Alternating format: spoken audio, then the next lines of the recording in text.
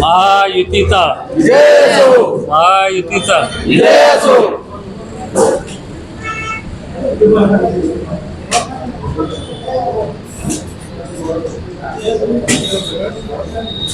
सर्व पत्रकार बांधवांना विनंती नाश्ता केल्याशिवाय तुम्ही जाऊ नका. आमचं शेतपत्रिका आहे समजा, ही कामाची ओळख म्हणून याच्यामध्ये सगळं कामं दाखवलेली आहेत. ही आपल्याला आमदार साहेब हे सगळं कामं आपल्या समोर या ठिकाणी मांडणार आहेत आणि मेहकर तालुक्यामध्ये किती विकास झाला आणि कशा प्रकारे झाला हे सुद्धा आपल्या समोर आमदार महोदय आणि सर्व महायुतीचे पदाधिकारी हे आपल्या समोर ठेवणार आहेत. तर मी प्रस्तावित करण्यासाठी पत्रकार परिषद त्यासाठी उपस्थित असणारे आमचे मेहकर मतदारसंघातील आजचे आमदार माननीय संजय रायपूरकर साहेब, भारतीय जनता पार्टीचे जिल्हा उपाध्यक्ष प्रल्हाद लष्कर, भारतीय जनता पार्टीचे तालुकाध्यक्ष पाटील ठाकरे, तालुकाध्यक्ष सनाजी माळेकर, आमचे सावंत साहेब, दादूभाऊ गाडेकर आणि सर्व काही महायुतीची मंडळी या ठिकाणी बसलेली आहे. खरं जर सांगायचं झालं तर निवडणुकीच्या तोंडावर पत्रकार परिषद घेणं फार महत्त्वाची गरजेची आहे.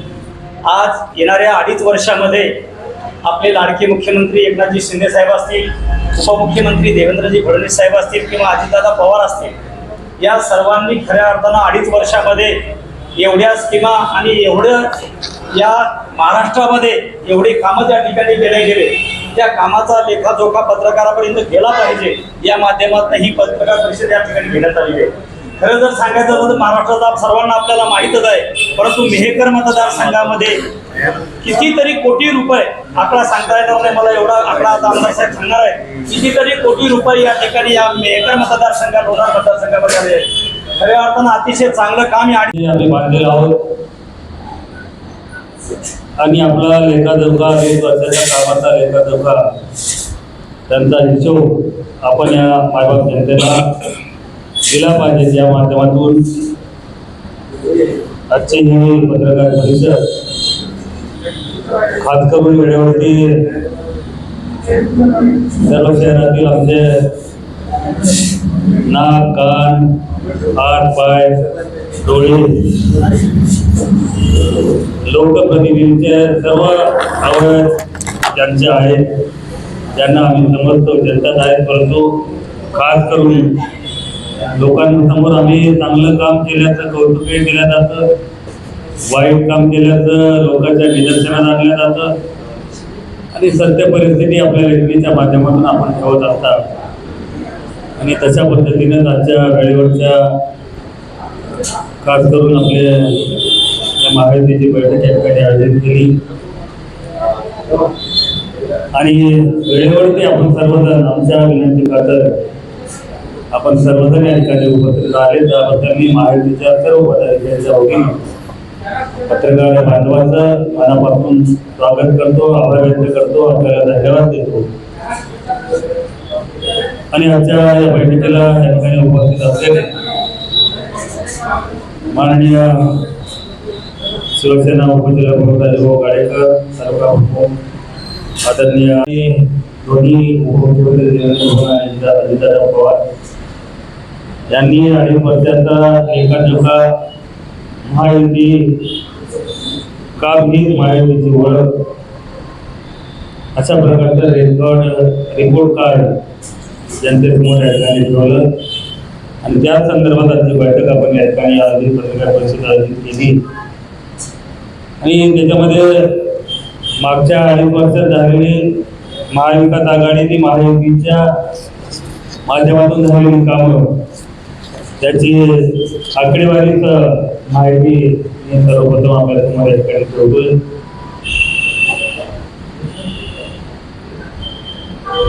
स्थिर किमतीवर आधारित वास्तविक जीएसडीपी दर आधारित वर्ष 2011-12 महाविकास आघाडीच्या याच्यामध्ये तो होता 1.9 आणि आपल्या महायुतीमध्ये तो वाढवून त्या ठिकाणी झाला 8.5.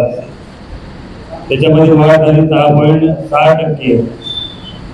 महाराष्ट्राचा आर्थिक पाणी अहवालाच्या याच्यामध्ये एवढी त्याच्यामध्ये वाढ झाली देशातील एकूण FDIच्या तुलनेत महाराष्ट्र त्याच्यामध्ये जानेवारी 19 ते जून 22 26.73% महाविकास आघाडीच्या याच्यामध्ये आणि महायुतीमध्ये तो आमदार गेला 36.90% म्हणजे याच्यामध्ये 10.7% या ठिकाणी वाढला.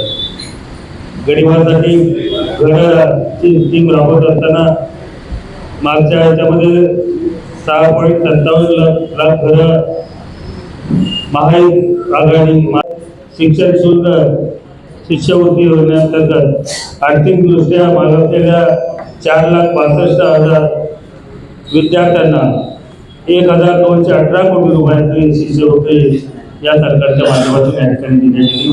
शासकीय कर्मचाऱ्यांच्या माध्यमातून मागील 2 वर्षापासून 75,000 सरकारी पदाची भरती, त्यानंतर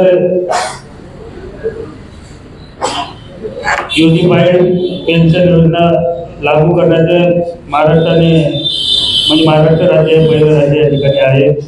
अंगणवाडी सेविका मदतनीस यांचे मानधन 15,000 रुपयांनी वाढ 1,500 रुपयांनी वाढ करण्याचा, आशा वर्करला मानधनामध्ये 5,000 रुपयाची वाढ, कृषी सेवकांच्या मानधनामध्ये 6,000 रुपयाची वाढ, ग्रामसेवकांचे मानधन वाढवून त्यांना ज्येष्ठ नागरिकांसाठी पेन्शन योजना 45 लक्ष लाभार्थ्यांना महिन्याला निवृत्ती योजनेच्या माध्यमातून 2,000 रुपये वाढवून तो 2,500 करण्याचा निर्णय या सरकारने या ठिकाणी घेतला.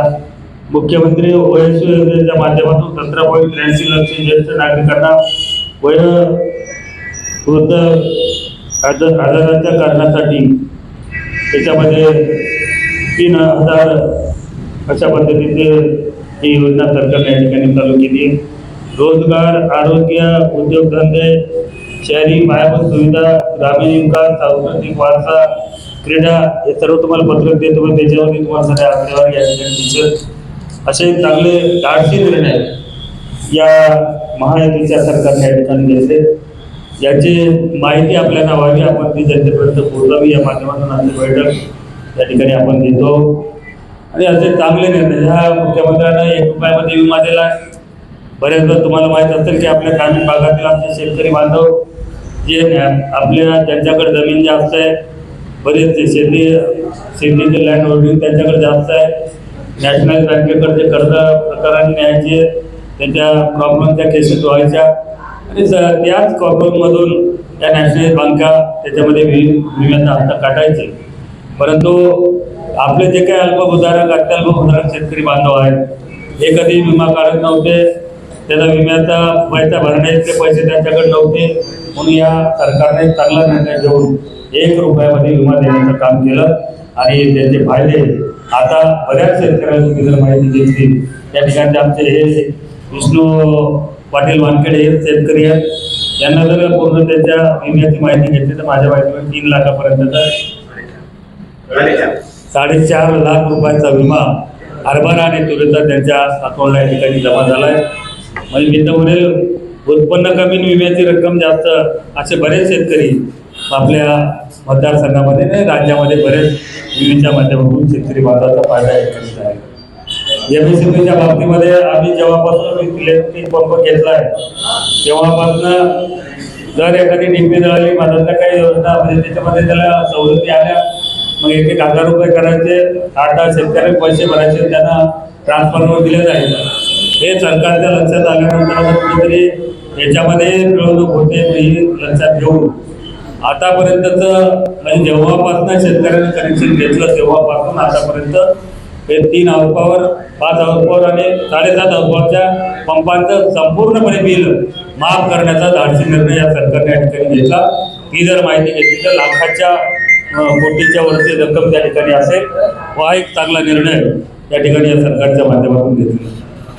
त्याचसोबत नदी जोड प्रकल्पाच्या माध्यमातून जे काही 12माही प्रवाही नद्या आहेत त्यांचं पाणी आपल्या याच्यामध्ये महाराष्ट्रामध्ये आणून आपला बुलढाणा असेल, वाशिम असेल, अकोला असेल, अमरावती असेल आणि मराठवाड्याचे काही जिल्हे त्याच्यामध्ये कसे समावेश करून आपल्या ज्या काही दुष्काळी भागामध्ये जे काही नद्या नाल्या आहेत धरणं आहेत ते 12 प्रवाह असलेलं पाणी त्या नद्यामध्ये आणि धरणामध्ये घेण्याचंही नियोजन या ठिकाणी केलं.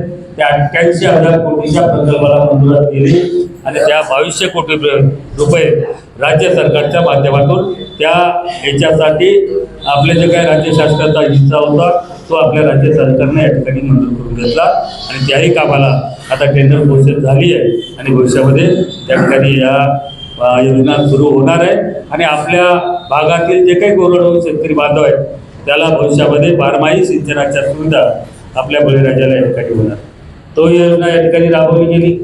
त्यासोबत मी विम्याचा उल्लेख केला. लाडक्या बहिणीच्या माध्यमातून जे काही आपल्या बऱ्याच योजना निरावरती चालू आहे. त्याच्यानंतर कलावंतांच्या मानधन योजना या ठिकाणी सुरू आहे. त्याच्यामध्ये भरीव अशी वाढ आपल्या राज्य सरकारच्या माध्यमातून या ठिकाणी केले गेलेले आहेत. त्यासोबत जे जे रोजगार सेवक असतील, पोलीस पाटील असतील, सरपंच असतील, त्यानंतर अंगणवाडी सेविका मदतनीस असतील, जे जे शासकीय सेवेमध्ये कॉन्ट्रॅक्ट बेसवर काम करत होतात त्यांना सर्वांना त्याचं मानधन वाढवण्याचं काम या सरकारच्या माध्यमातून या ठिकाणी योजनेच्या माध्यमातून आपल्या महाराष्ट्राच्या इतिहासामध्ये पहिल्यांदा एवढे चांगले निर्णय जर कुठल्या सरकारमध्ये झाले असतील तर या महायुतीच्या सरकारमध्ये झालेले आहेत आणि मागही असे निर्णय कधी घेतले गेले नाही आणि भविष्यातही घेतले जातील का नाही. शिंदे सरकार असलं, शिंदे सरकार, देवेंद्र भाऊ, अजितदादा तर कंटिन्यू 100% राहणार आहेत आणि यापेक्षाही अधिक गतीनं या राज्याला विकासात्मकदृष्ट्या जलद गतीनं विकास करण्यासाठी मदत या सरकारच्या माध्यमातून या ठिकाणी होणार. परंतु आता कुठेतरी आमच्यावरती बोलायला काही आरोप नाही, आमच्यावरती काही बोलू शकत नाही, परंतु काहीतरी काढायचं त्याच्यात लोकांना एका वेगळ्या दिशेने नेण्याचं काम काही लोकांकडनं या ठिकाणी होतं आहे. पण कुठेतरी सत्य परिस्थिती लोकांपर्यंत गेली पाहिजे. सत्य परिस्थिती लोकांपर्यंत गेल्यानंतर लोकांच्याही लक्षात येईल, तुमच्यामार्फत गेल्यानंतर त्यांच्याही लक्षात येईल. कारण की तुम्ही पाहिलं असेल मागच्या काळामध्ये आपल्या मतदारसंघामध्ये जे काही फेक बातम्या या ठिकाणी पसरवल्या गेल्या आणि त्याच्यामधून जे काही अपप्रचार आपल्या जिल्ह्यामध्ये या ठिकाणी केला गेला, कुठंतरी शेतकऱ्याला भावनिक करायचं आणि भावनिक करून विषय जनतेसमोर आणायचे. भाषणामध्ये माप आहे काय बापन मान काहीतरी म्हणू बेंबीच्या डेटा पाळून ओरडत होते. परंतु तुम्ही जाणकार आहात, तुमच्याकडे वेगळ्या नजरेनं या ठिकाणी जनतेचं लक्ष राहतं आणि सत्य परिस्थिती तुमच्यासारख्या लोकांनी जनतेच्या समोर या ठिकाणी आणली पाहिजे. कुठल्याही विम्याच्या बाबतीमध्ये जे काही मागच्या काळामध्ये शेतकऱ्याला NDRFचे निकष बदलण्याचा निर्णय, मागच्या महाआघाडीच्या सरकारमध्ये NDRFच्या निकषाच्या माध्यमातून हेक्टरी 5,500 आणि 2 हेक्टरपर्यंत दुष्काळानं नुकसान झालं, अतिवृष्टी गारपिटीनं नुकसान झालं तर हेक्टरी 5.5 आणि 2 हेक्टरपर्यंत 11,000ची मदत मागच्या सरकारच्या काळामध्ये भेटायची. ती मदत दुप्पट करण्याचं काम हेक्टरी 13.5 आणि 3 हेक्टर 1 हेक्टर वाढवण्याचं काम म्हणजे 13,500 म्हणजे 39,000 रुपये या बऱ्याच शेतकऱ्याला त्याचाही या योजनेचा फायदा झाला. तो एक चांगला निर्णय आमच्या शेतकरी बांधवांसाठी घेतला. त्याचसोबत एकीकडे कुठलंही आता जे शेतकऱ्याचं नुकसान होतं, शेतकऱ्याला आपल्या हातातोंडाशी आलेला घात शेतकऱ्याच्या या ठिकाणी काढला जातो. म्हणून याच्यामध्ये कुठेतरी शेतकऱ्याच्या पाठीमागं आपण सरकार म्हणून, मायबाप सरकार म्हणून उभं राहिलं पाहिजेत. या भावनेनं चांगले निर्णय या सरकारच्या माध्यमातून घेत असताना या आपल्या शेतकऱ्याला जे काही नुकसान या अगोदरचे झालेत, बऱ्याच वेळात कुठल्याही जायचं नुकसान झालं म्हणजे आता प्रत्येक तालुक्याचं किंवा प्रत्येक गावाचा नुकसानीचा सर्वे जोपर्यंत आपण करत नाही, प्रत्येक शेतकऱ्याच्या शेतापर्यंत कृषी सहाय्यक, तलाठी आणि ग्रामसेवक जात नाही तोपर्यंत ते सर्वे व्यवस्थितपणे होत नाहीत. म्हणून गाव पातळीचे सर्वे करून सर्वेचा अहवाल तालुका स्तरावरती आल्यानंतर तो SDO मार्फत जिल्हा स्तरावरती जातो. जिल्हा स्तरावरतीच्या माध्यमातून द्यावा लागेल.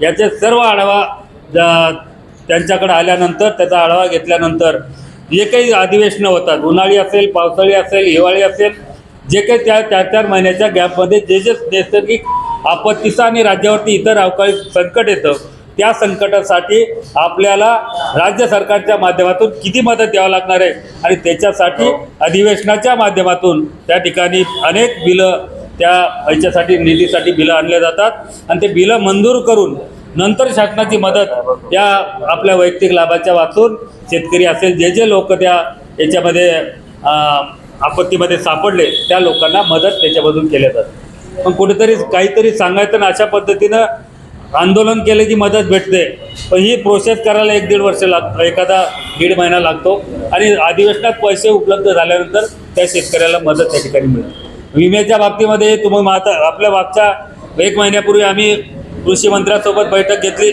त्या बैठकीमध्ये आम्ही सांगितलं की आपल्या मतदारसंघाचा विषय घ्यायचा झाला तर आपल्या मतदारसंघात 44,000 शेतकऱ्याचा क्लेम आपण मंजूर केला, ज्या लोकांनी तक्रारी केल्या, आणि त्याच्यासोबत अजूनही 56,000 शेतकरी क्लेम केला पण ते नामंजूर केले होते.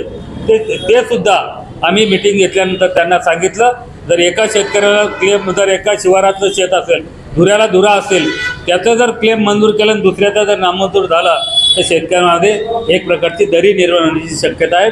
म्हणून याच्यासाठी आम्हाला सरसगट ज्या ज्या शेतकऱ्याने क्लेम केले त्या शेतकऱ्याला मदतीची मागणी केली आणि तात्काळ त्या मंत्री महोदयांनी त्या मिटिंगमध्ये तशा विमा कंपनीच्या अधिकाऱ्याला सूचना देऊन ते आपले 56,000 नामंजूर झालेले क्लेम या ठिकाणी मंजूर केले. त्या लोकांनाही आता मदत या ठिकाणी पडायला सुरुवात झाली.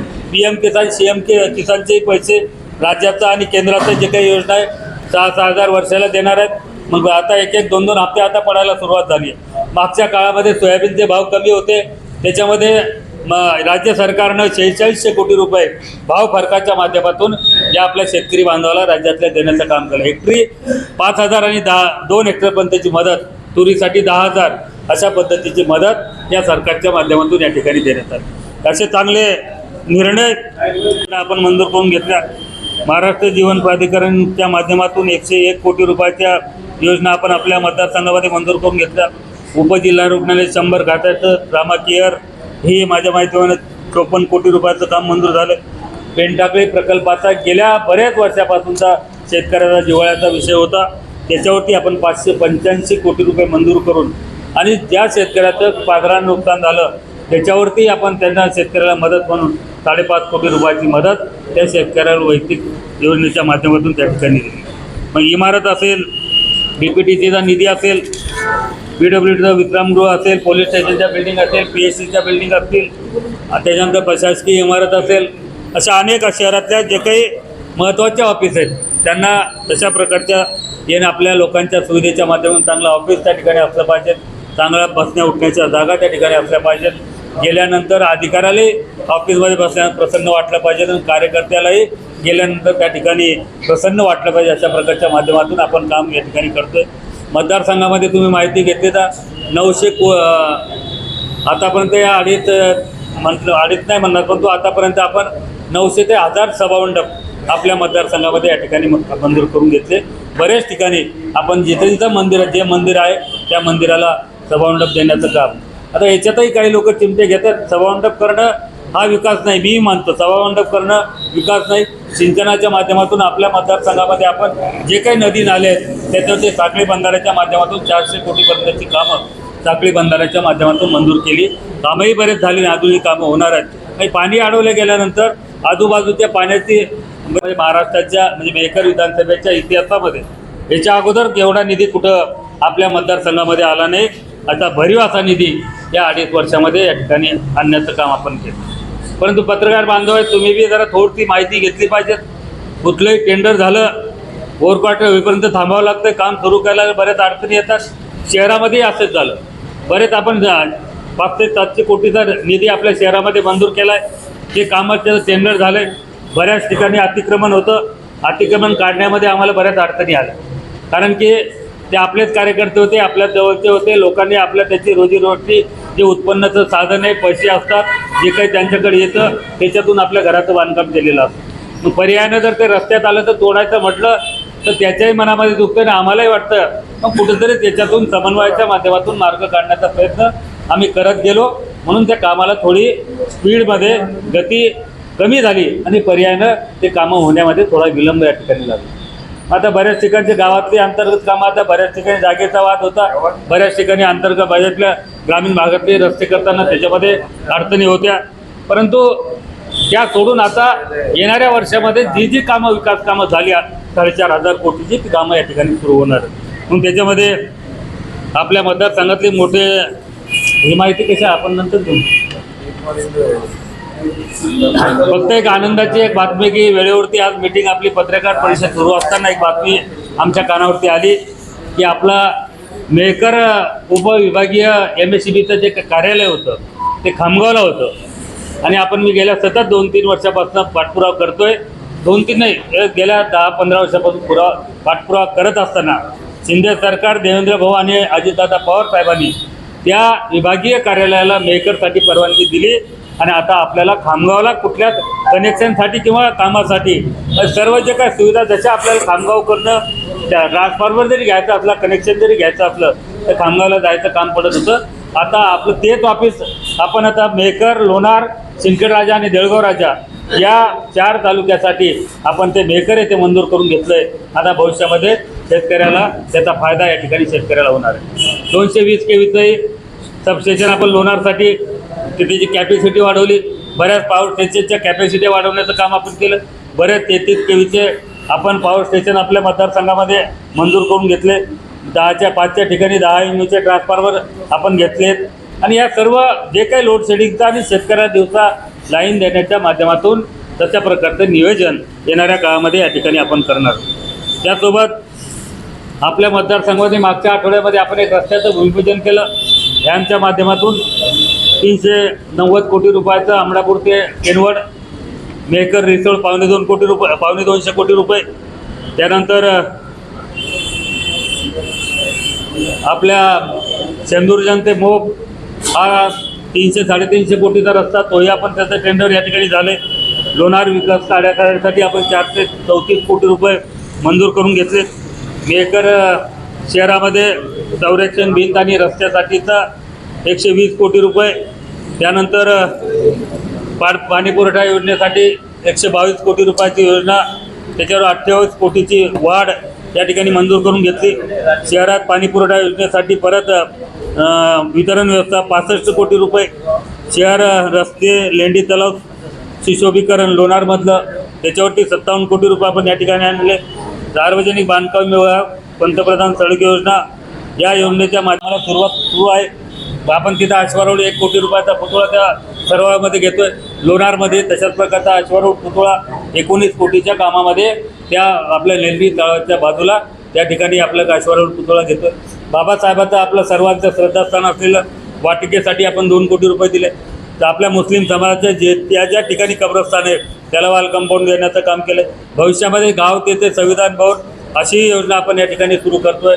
आणि याच्यानंतर भविष्यामध्ये विजन ग्रामीण भागातील प्रायमरीच्या शाळा, स्मशानभूम्या ह्या कशा सुंदर आणि स्वच्छ करता येईल याचंही नियोजन भविष्यामध्ये आपण हाती घेतोय आणि तशा पद्धतीनं याचंही काम आपण भविष्यामध्ये या ठिकाणी करणार आहोत. एकीकडे उद्योगाच्या दृष्टीनं आता एकीकडे काही पत्रकार, काही नवखे उमेदवार येऊन या ठिकाणी आरोप करतात की विकास झाला नाही. म्हणजे विकास म्हणायचं तर कशाला म्हणायचं. आता जरा ग्रामीण भागामध्ये फिरलं मी तर म्हणेल या वर्षात एकही मेहकर मतदारसंघातला रस्ता खराब राहणार. चांगले रस्ते आपण मंजूर करून घेतले. जाण्या येण्याच्या सुविधा दिलेल्या, आरोग्याच्या सुविधा या ठिकाणी दिलेल्या आहेत. एकीकडे आपली समृद्धी मार्ग होण्याच्या अगोदरची परिस्थिती आपल्या इकडे उद्योग यायला कोणीतरी उद्योजक या ठिकाणी धजावत नव्हते. मग आपण MIDCच्या माध्यमातून लोणार आणि मेहकर MIDC त्याच्यामध्ये अतिक्रमण असल्यामुळे कोर्ट मॅटर असल्यामुळं त्याच्यामध्ये काही लोक कोर्टात गेल्यामुळं जाते. आणि आम्ही प्रत्येक कार्यकर्त्याला सांगतो कुठलंही शासकीय काम गावामध्ये होत असताना त्याचा लोकशाहीचा 4था आधारस्तंभ म्हणून तुमच्याकडे बघितलं जातं. तुमचं तर लक्ष असलंच पाहिजे. पण ज्या गावामध्ये काम होते त्या कार्यकर्त्याचंही लक्ष त्या कामावरती असलं पाहिजे आणि तशा पद्धतीने इष्टिपेटप्रमाणे काम करून घेण्याची जबाबदारी कार्यकर्त्यांनी त्या ठिकाणी सांभाळली पाहिजे. अशा पद्धतीचं येणं आम्ही वेळोवेळी सांगत असतो आणि तशा पद्धतीच्या तक्रारी आमच्याकडे येत असतात. त्याच्यावरून आम्ही त्याच्यावरती उपाय करण्यात सांस्कृतिक छोटे कार्यक्रम, पत्रकाराचे काही कार्यक्रम त्या ठिकाणी होतील अशा प्रकारची एक चांगली वास्तू आपण शहरामध्ये मंजूर करून घेतली. शहरातील आपले जे काही गरीब विद्यार्थी आहेत अभ्यासिकेच्या माध्यमातून 6.5 कोटी रुपयाची अभ्यासिका आपण शाळा नंबर 6च्या बाजूला या ठिकाणी काम सुरू आहे. दुसरा स्लॅब पडलेला आहे. तर आपल्या मतदारसंघातले जे काही वारकरी असतील त्यांना कुठेतरी ते हॉटेलवर राहू शकत नाही, म्हणजे जाऊन जेवू शकत नाही. म्हणून येणाऱ्या वारकऱ्यांच्या सुविधेच्या माध्यमातून आपण 3.25 कोटी रुपयाचं वारकरी भवन रामनगरमध्ये या ठिकाणी उभं करतोय. बरं काम झालेलं आहे आणि जास्तीत जास्त 2-3 महिन्यामध्ये ते वारकरी भवन या ठिकाणी होणार.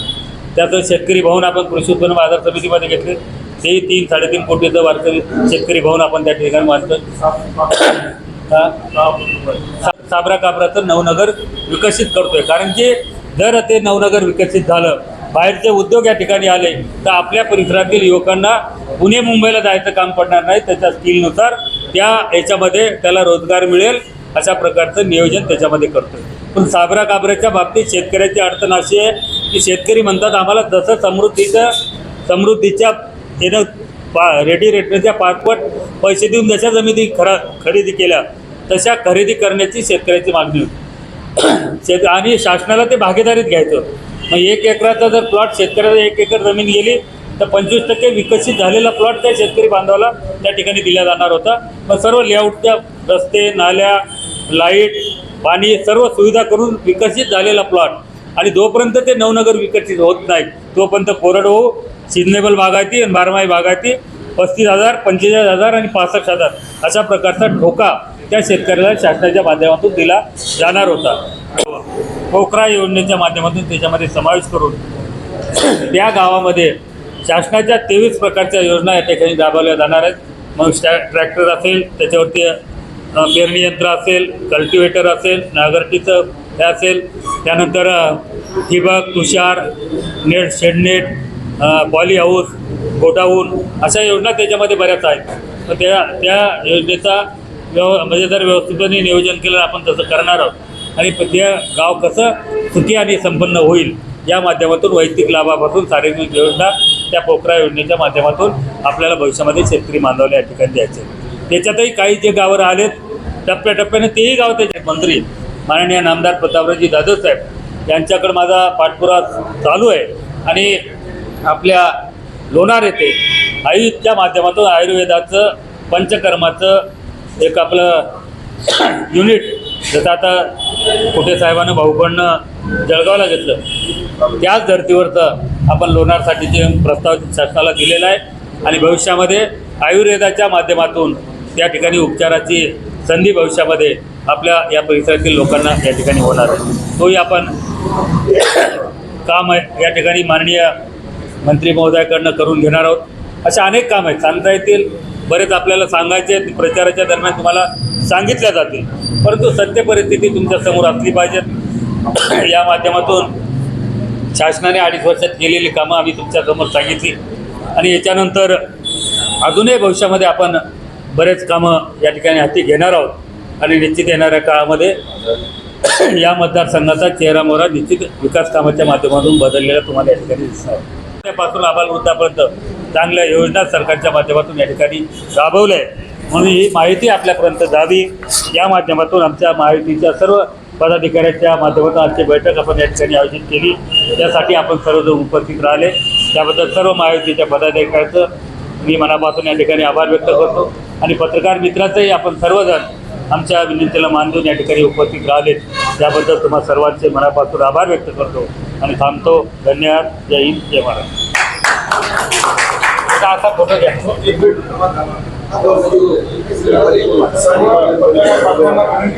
सर्व वाचकांना कळवण्यात अत्यानंद होत आहे की साई दैनिक, साई संध्या, दैनिक विदर्भ सत्यजित हे दोन्ही वर्तमानपत्र ई पेपरच्या माध्यमातून सामाजिक, शैक्षणिक, सांस्कृतिक, साहित्यिक, आध्यात्मिक, राजकीय, शासकीय, प्रशासकीय, खेळ, कला, क्रीडा अशा विविध क्षेत्रातील घडामोडींसोबत सर्वसामान्य, कष्टकरी, शेतकरी, व्यावसायिक, नोकरदार अशा विविध जनमानसांच्या समस्यांच्या बातम्या प्रकाशित करून शासनापर्यंत पोहोचवण्याचं अविरत काम सातत्याने करत आहे. आपल्या या प्रसार माध्यमांना महाराष्ट्र राज्याच्या कानाकोपऱ्यातून उत्तमरित्या चांगला प्रतिसाद मिळत आहे. कविता, लेख, धार्मिक साहित्य यांच्या माध्यमातून देखील धार्मिक संस्कृतीचं जतन केलं जात आहे. वाचकांकडून चांगला प्रतिसाद मिळत असून याचबरोबर दैनिक Vidarbha Satyajit YouTube news channel व दैनिक विदर्भ सत्यजित न्यूज पोर्टल हे प्रसार माध्यम सुद्धा सुरू आहे. हे सर्व समस्त वाचक, जाहिरातदार बंधू भगिनी आणि आमचे प्रतिनिधी व संपादक मंडळाच्या सहकार्यामुळे शक्य होत आहे. वाचकांकडून मिळत असलेल्या उत्तमरित्या प्रतिसादाबद्दल संपादक मंडळ आपले आभारी आहे. बातम्या व जाहिरातीसाठी संपर्क संपादक उद्धव फंगाळ, मोबाईल नंबर 95 11 44 61 11.